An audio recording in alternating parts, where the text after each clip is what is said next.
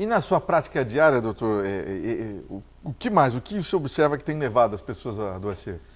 A base é isso que eu te coloquei, né? São os distúrbios emocionais, essa pressão que a gente vive na sociedade moderna, por resultado, por necessidade de trabalho, as dificuldades de relacionamento, as empresas estão pressionando muito seus funcionários hoje.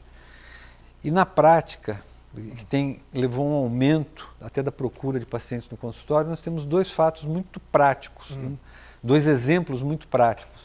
O primeiro foi a Covid, que a gente está saindo da epidemia, parece que está querendo ter uma nova recrudescência, espero que não se confirme, que além do problema físico real que houve, né, não se pode negar, não tem como se negar isso, mas gerou uma série de transtornos de fundo emocional. Então o isolamento, as perdas que ocorreram, né, que é difícil você conhecer alguém que não perdeu um familiar, um amigo, alguém próximo, o medo pela doença, o medo pelo futuro, de como a coisa foi ocorrendo, isso levou a uma série de transtornos emocionais e, em consequência, levando a transtornos físicos, tanto em adultos como em crianças. Nas escolas se vê muito isso, os distúrbios de comportamento, de aprendizado nas crianças que ficaram esses 2 anos e pouco, 3 anos isoladas. E quando voltaram com muito problema, com muitos problemas. Então a gente tem observado uma procura grande por esses pacientes.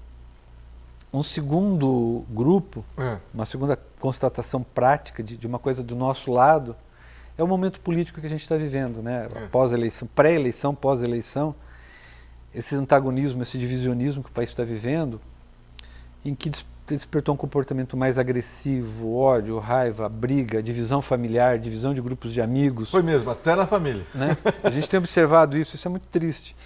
Isso também leva a uma série de distúrbios emocionais e uma insegurança num grupo de pessoas, principalmente a gente vê isso muito nas pessoas mais idosas, uma insegurança em relação ao futuro, um medo do futuro, acarretando problemas emocionais, problemas físicos.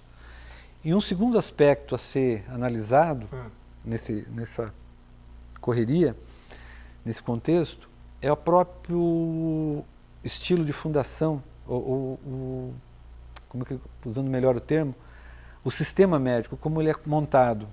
A gente tem um sistema médico montado para tratamento da doença, tanto que a gente vê a divisão, né? O ser humano é fatiado.